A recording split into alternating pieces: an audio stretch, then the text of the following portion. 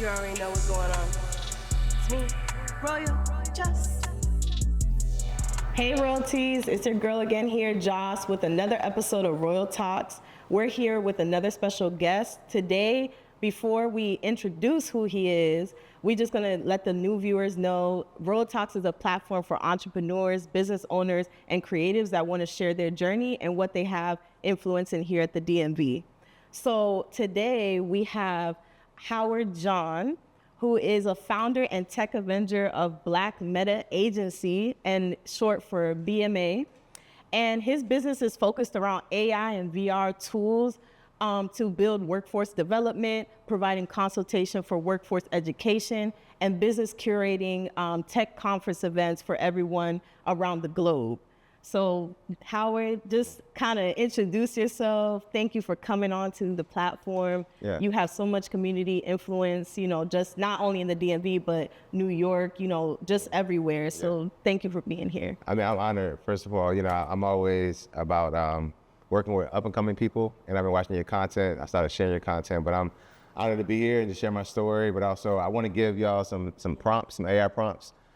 That's going to create some wealth for you. So yeah, I'm here to get into it and support, you know, whoever is looking to help the community. No, we're ready for that knowledge because AI is very hot right now, hot topic. Yeah. So just diving in, what inspired you to kind of get into the AI and tech field? Yeah, I mean, I tell this story often. I went to, you know, Gary Vee.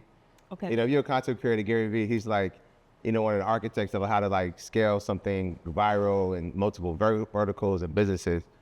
Gary has this conference called VCon, and it's part of his NFT collection with VFriends. And so at this conference, he had Pharrell and Snoop and Lisa Leslie and Seth Green and many of the coolness talking about NFTs and Web3. And I'm sitting there as one of the only minorities in the audience. I'm like, yo, like, we don't know about this. But also I saw a lot of wealth transfer. Like the NFT was booming, like 5K, 10K, 20K per NFT. So people would get really raising capital and winning NFTs on site. So they were walking away with like another bag, a big bag. And everybody's came from other countries. We had Board Yacht Club. So you had like a lot of wealth in the room in a small group. So I tweeted that I want to create a pipeline from this group to our community.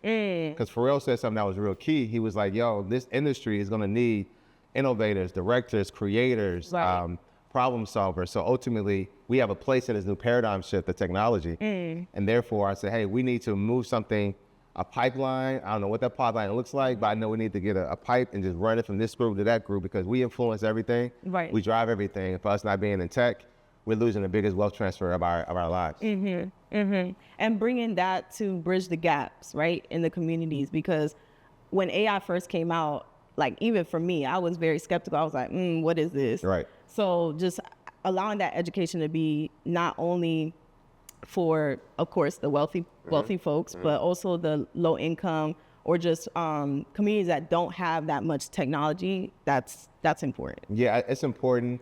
I mean, we're the biggest consumers of every planet, right? Of every continent.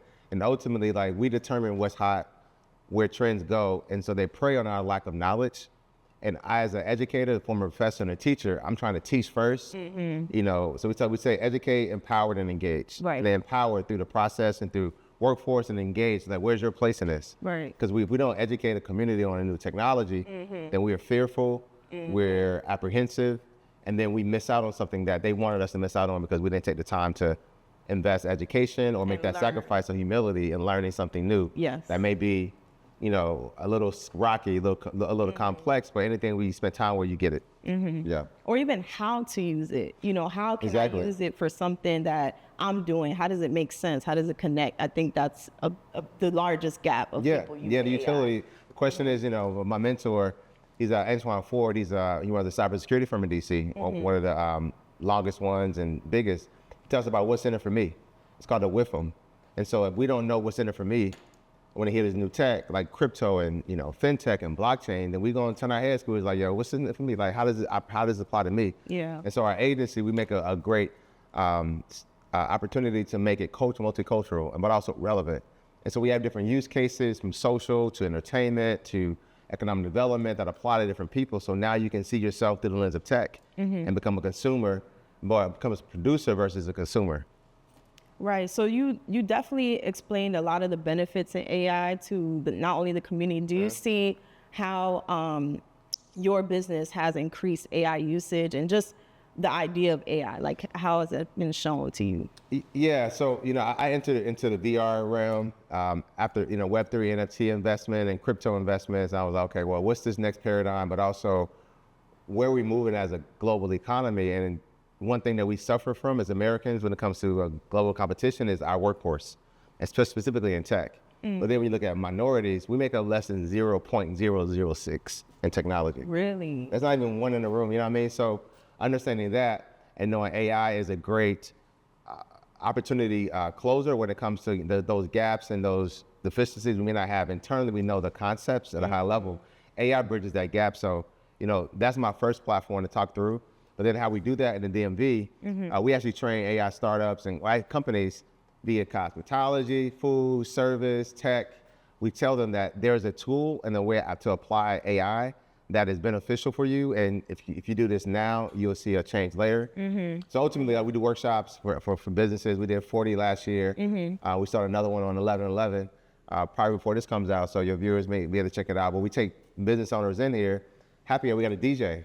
We got drinks, we got food. We got, people that actually implementing these tools on your computer and you walk away. And that's the new happy hour we rocking out with. So, we launched it here in DC for the first time on that in that capacity, and excited to kind of, help these startups. Is this a reoccurring event? Yes, reoccurring. Shout out to my business partner, Adi De La Cruz of Rapid Labs. He's vibe coded 100 apps in the App Store. Wow. And so vibe coding is talking to your phone and saying, hey, I want this app to look like YouTube. I want it to move like TikTok, but I like the back end of the marketing of the product layout of Apple. Yeah. And it literally makes it for you. Wow. So for your podcast, you were to develop an app, and you come to the workshop, you get lovable credits because it's like tokens that you pay for to develop the app and keep it running in the background. But ultimately, you can come in without an app and walk out with an app. And so we're launching this called AI and Vibes with Vibe Connect DC with Rapid Labs and Black Meta. 11/11, ticket includes food, drink, but also tokens and people to help you implement it when you walk out, before you walk out. Love that. Yeah, we'll put all that description in the box below so everybody can share it. Definitely. So you want to introduce some of your social media handles since we're talking about it? Yeah, we'll get into it. So, Black Meta Agency, you type it in. We're the only one in the world that does what we do. Show the back. Yeah, you know what I mean? We got to do a fix check. You got fly today. A little fix check. Yeah, I wanted to bust down because, man, in DC, I get so much love when I wear this, and also in New York. Like Just Paul, he's a friend of mine. He actually buys it from me. I don't give it to you. I want to buy it from him. He rocks it everywhere. So, nice. It's definitely a DC brand. I talked to the museum and about some things working with them. Yeah, I got your size. We got hoodies and stuff. But, ultimately, bmaweb3.com is the website. My username is Howard R. Jean on Instagram, Twitter, Facebook. Everything is the same, one brand. And yeah, we're here to support. We're accessible. Awesome. Yeah. So describe more about the work you're doing, BMA and women in tech, because that's something popular that's been going around, not just for women in general, but Black women specifically. So do you want to talk a little bit about that, your initiative? Yeah, so, within our mission is to create a pipeline of 1 million BIPOC men and women in emerging tech. And we do so through our verticals, as I shared earlier, VR, tech conferences, tech culture. And we actually currently employ 98% women for our company. And the reason why we do so is because we want women to understand that they have a space in this, because their level of creativity is different from the masculine energy in the room. And that's what we were missing on this technology. It's the humanity aspect and that essence of spirit that women bring in to any conversation, right? Anything y'all touch is more nurtured, right? It's softer. I have a different dynamic to it and a vibration to it. So, we rock out with women totally. We have programs where we're training all women in tech. Awesome. In DC with the Vets Group, which is a 14-year-old organization here in DC. We work with organizations like the Boat Collective. Okay. The Boat Collective is an amazing, you got to get Nicole here, and I'll make sure, Nicole, you got to get here. It's easy. I just talked to her this morning. So she has a consortium of women-owned businesses that come together with $1 billion. So each woman to get in, you got to make a meal to get in. And once you're in, then they go after major deals together, because we suffer because we don't have scale, not because of talent, right? And that scale brings you capital, right? So if I put 10 women-owned businesses together and they got $100 million, that's better than one of those businesses with $2 million receipts. Right. Right. So we look at how to compete differently, and she has an amazing org. I was on the phone with her on an investor dinner we're working on for this week. So that we want to integrate into existing women-owned groups that are making scale, but also we want to empower women to go out and do their own thing Yes. in their own creative way. Awesome. Independence and definitely empowering each other. That's right. Because it's not a competition. We're all trying to earn, and, get to the goals that we need business-wise. Yeah, we compete against each other instead of with each other. And we compete with each other, we'll beat every time. Yeah. Every sport, every genre, every industry. As long as we get together and we write, work and unite, then we can show, the world like what Target did, right, with Jamal Bryant. I was texting and tweeting him this day on IG. He posted about my picture today. I was like, yo, we got to move forward from what you started. So us working together is the only way we can actually go against, what's happening to our culture and to our world. Definitely. So how will your work continue to impact the community? Man, listen, I feel like I'm just getting started, but I say that after coming off of a 3-year run. Like, we've started and went 0 to 100. We rented out a mansion in New Orleans and had our first event where we launched for 5 days at Essence Festival. And then we did something in New York. Like, this was like back to back every other week, every other day. And I just took a break for these last 3 months to kind of digest everything. Okay. Because sometimes you feel like you're not where you want to be. Yeah. But you got to reflect on where you went. Yes. And so I thought about that reflection these past 3 months. And now I came back with a whole different energy, a whole different momentum. And so, we're growing. We're scaling into some other works with other countries. We're working with local organizations to spur masterclass conferences, not like a conference you sit in and you listen to someone talk, but you're actually working on your project. So you come in with these things you want to accomplish on day one of the conference, and you leave with it done. Right. And that's the thing about conferences that I don't like, is that you hear people talk all the time, and you can go to YouTube for that. Yeah. But now we have technology and we have professionals, you can implement in real time.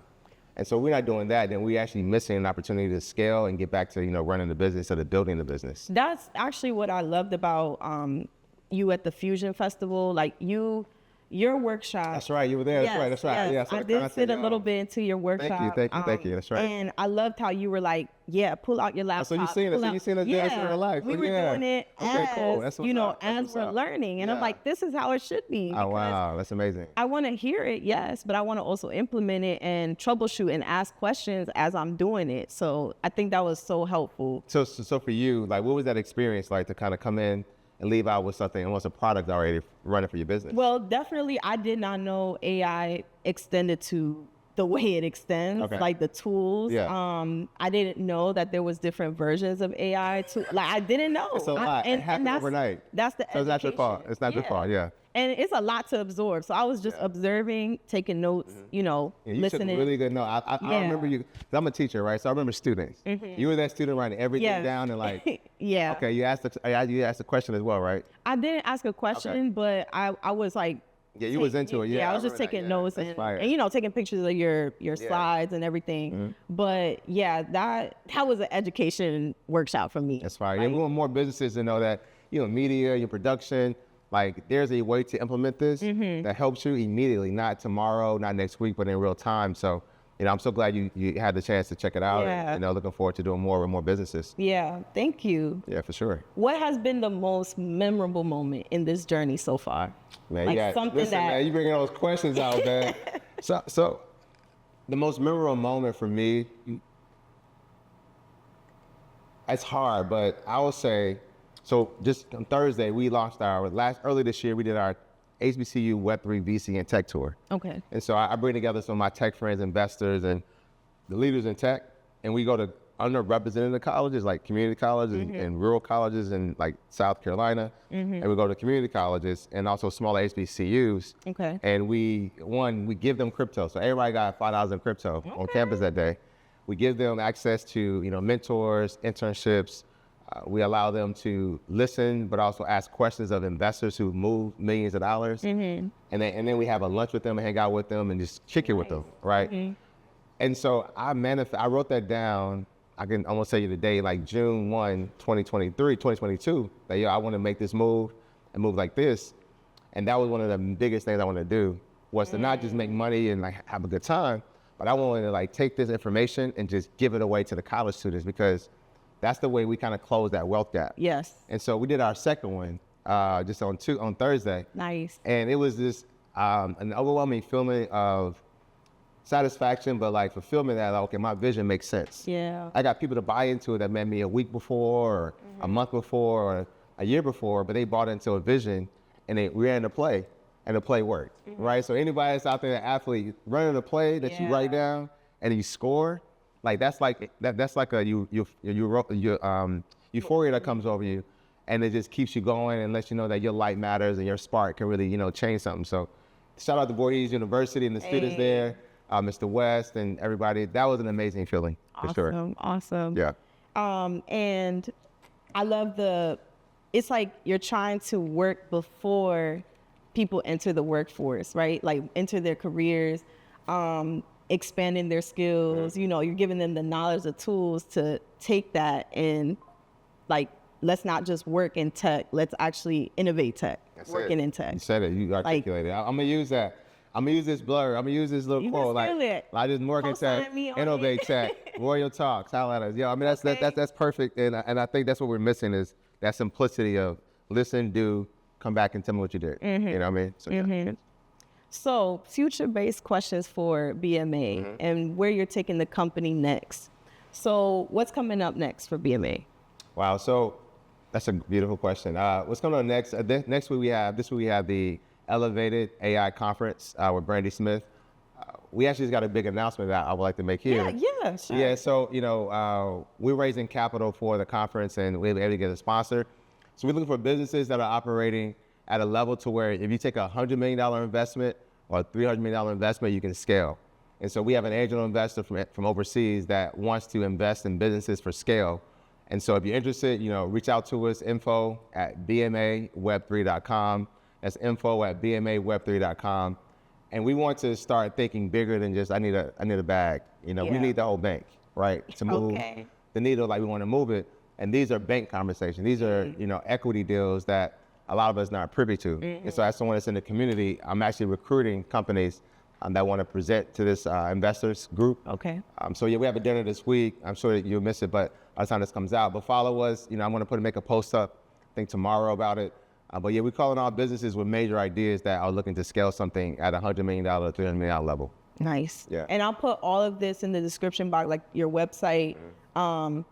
I know like this will probably come out, after, but still like getting people together to put their plans, even for the future. That's right. If this occurs again. But also I think what's so cool about this is it challenges us to think bigger. The first time someone said, hey, Howard, give me a business plan for $20 million, it challenged me because I was only thinking at $1 million. And the other time someone said, okay, Howard, I need a deal that is worth $100 million. I had to go into my room and just like grind out, okay, how can I think bigger than just 10, 20 million? And once I did that, it said, okay, the same effort it takes you to get to 10 million and get to 100 million, you just got to think more strategically. And so that's what I think this moment is great for. Even if companies that present their deck don't get in, the fact that now you're being pushed to say, hey, if I got a bag for $100 million, $300 million, what can I really do with that versus just asking for something just to live a certain lifestyle? Yeah. So what is where do you see BMA in the next 5 years? Yeah, so I see BMA as an agency and that is aligned on a parallel to like a music agency. So when I started this, I'm a big, fan of a lot of our hip hop moguls and other agencies that have grown and scaled into different verticals. And I saw a model that was an ecosystem model that at the core, it has a technology company, but then at its strategic partnership level, we do, conferences, we do events, we have products, we represent other tech talent who are looking to scale. And so just like a record agency operates, where you have, one component of it, but they have other aspects that drive their culture for how they want to impact music and culture. I took that same model. And so that's how I started BMA. And so in the next 5 years, we're going to be scaled, doing some interesting things in countries, having, produced 100,000 person events, making deals to make sure that everyone who comes to our sessions walks away with something. Yes. Either crypto, either, an app or something. But also influencing how communities are looking at culture and tech and how we have scaled in that space to where now we have, millionaires, multimillionaires, because with the AI, you don't have any employees who are all AI agents. Yes. And we grow a company to, $10 million, $100 million.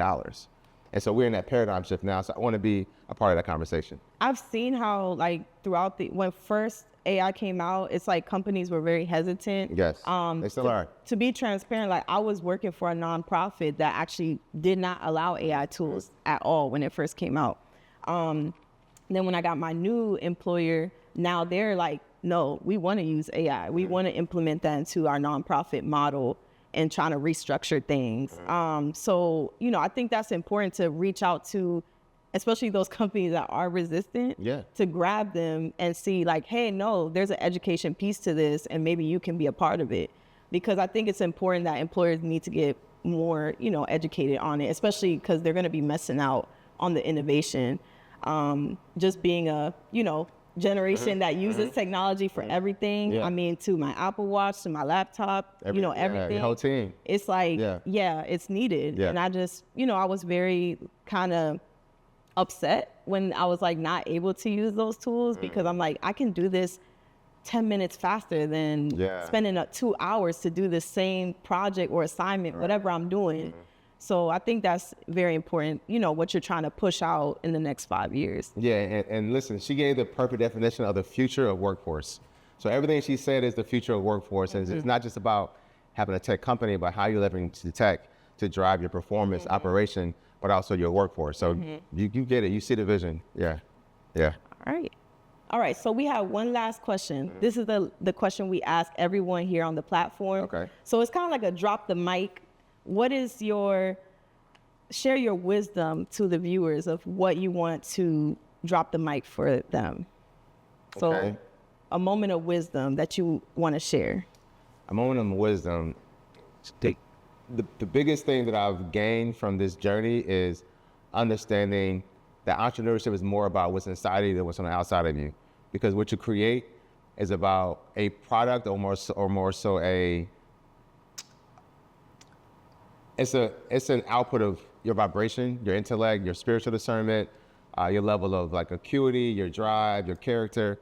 So if your company isn't thriving, if something's not moving, it's because you still have to do some inner work to understand who you are and how you operate in those tough times. And that comes from your spiritual discernment, right? Knowing how to work with people, who to vet. That comes with your ability to take advantage of moments and see gaps in the marketplace and strike. It comes with a lot. So the biggest thing that I share with entrepreneurs is about personal development and internal development in order to become successful. Because if I just gave someone with an idea $100 million, they don't have the internal, you know, compass to drive that, sustain it, and to grow it. And we have a lottery complex because most millionaires who win the lottery, they're broke back to where they started within 2 to 3 years because they never developed those habits, that structure, that awareness, also that network around them that can support that growth. Because you just can't use the same banker around the corner once you get that kind of wealth. And so understanding that it's a journey to that, and as bad as you want it and as good as your idea is, you are the vessel that allows the ideal to sustain itself, but also to multiply. So if you haven't done the inner work, if you haven't understood your shadow work, you know, went deeply inside of yourself, that's probably the only thing that's stopping you from being whatever idea that you have to accomplish. Absolutely. So we heard it here: spiritual discernment, inner work, self-development, like all key points to not only running a business, but making sure you're innovating your life, you know, because that's important. That's important. Thank you so much, Howard. I appreciate you coming onto the platform, making time in your busy schedule, because I know you're always busy. Just a little, you're always on the move, but I love it. Thank you for coming on to Real Talks. I wish you so much success in your business. And y'all heard it here. Howard John, BMA, check him out. We're going to put all the descriptions in the description box below. Like, share, and subscribe to this video. Share it with everyone you know. Peace, love, and prosperity, y'all. All right, peace. You already know what's going on. It's me, Royal Just.